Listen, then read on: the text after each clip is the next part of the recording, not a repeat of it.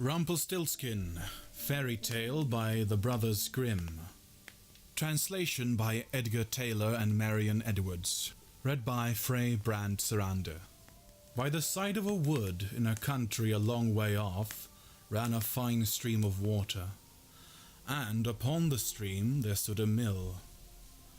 The miller's house was close by, and the miller, you must know, had a very beautiful daughter. She was, moreover, very shrewd and clever, and the miller was so proud of her that he one day told the king of the land, who used to come and hunt in the wood, that his daughter could spin gold out of straw. Now this king was very fond of money, and when he heard the miller's boast, his greediness was raised, and he sent for the girl to be brought before him. Then he led her into a chamber in his palace, where there was a great heap of straw, and gave her a spinning wheel and said, "All this must be spun into gold before morning, as you value your life." It was in vain that the poor maiden said it was only a silly boast of her father, for that she could do no such thing as spin straw into gold. The chamber door was locked, and she was left alone. She sat down in one of the corners of the room and began to bewail her hard fate, when on a sudden the door opened, and a droll-looking little man hobbled in and said, "Good morrow to you, my lass. What are you weeping for?" "Alas," said she, "I must spin this straw into gold, and I know not how." "What will you give me," said the hobgoblin, "to do it for you?" "My necklace," replied the maiden. He took her at her word, and sat himself down to the wheel, and whistled and sang, "Round about, lo and behold, reel away, straw into gold." And round about the wheel went merrily. The work was quickly done, and the straw was all spun into gold.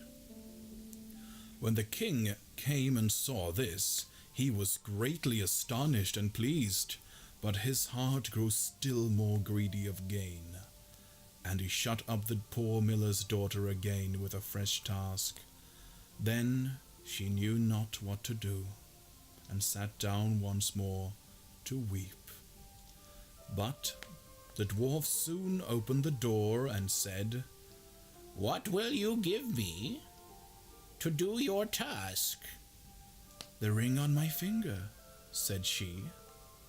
So her little friend took the ring and began to work at the wheel again, and whistled and sang, "Round about, lo and behold, reel away, straw into gold."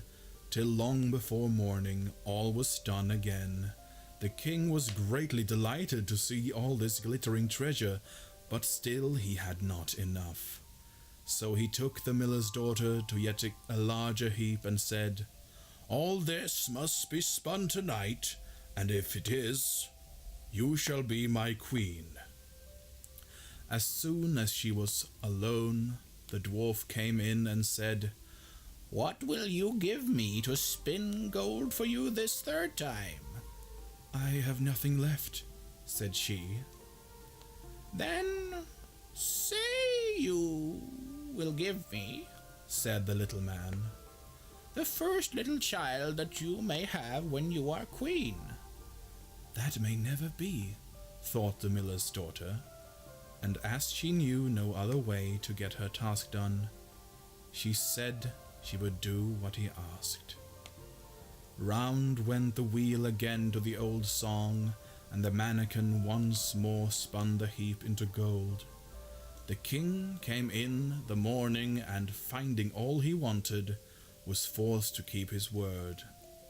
So he married the miller's daughter, and she really became queen. At the birth of her first little child, She was very glad and forgot the dwarf and what she had said. But one day he came into her room, where she was sitting playing with her little baby, and put her mind of it. Then she grieved sorely at her misfortune, and said she would give him all the wealth of the kingdom if she would let her off. But in vain, till at last her tears softened him, and he said, I will give you 3 days' grace, and if during that time you tell me my name, you shall keep your child. Now the queen lay awake all night, thinking of all the odd names that she had ever heard. She sent messengers all over the land to find out new ones. The next day the little man came, and she began with Timothy, Ichabod, Benjamin, Jeremiah, and all the names she could remember. But to all and each of them he said, Madam, that is not my name.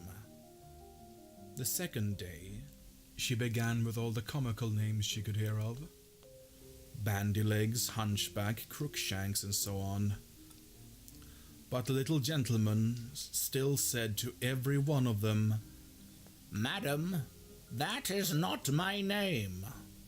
The third day one of the messengers came back and said, I have traveled 2 days without hearing of any other names, but yesterday I was climbing a high hill among the trees of the forest where the fox and the hare bid each other good night.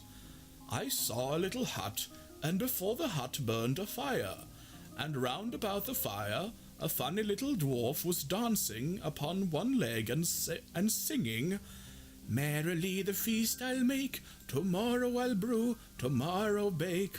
Merrily I'll dance and sing, for the next day will a stranger bring. Little does my lady dream, Rumpelstiltskin is my name. When the queen heard this, she jumped for joy, and as soon as her little friend came, she sat down upon her throne and called all her court round to enjoy the fun. And the nurse stood by her side with the baby in her arms, as if it was quite ready to be given up. Then the little man began to chuckle at the thought of having the poor child to take home with him to his hut in the woods. And he cried out, Now, lady, what is my name? Is it John? Asked she. No, madam. Is it Tom? No, madam. Is it Jemmy? It is not. Can your name be Rumpelstiltskin? Said the lady slyly. Some witch told you that! Some witch told you that!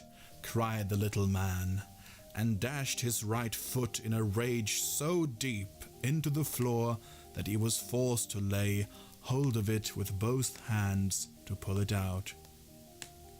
Then he made the best of his way off, while the nurse laughed and the baby crowed, and all the court jeered at him for having had so much trouble for nothing, and said, We wish you a very good morning and a merry feast, Mr. Rumpelstiltskin. End of Rumpelstiltskin.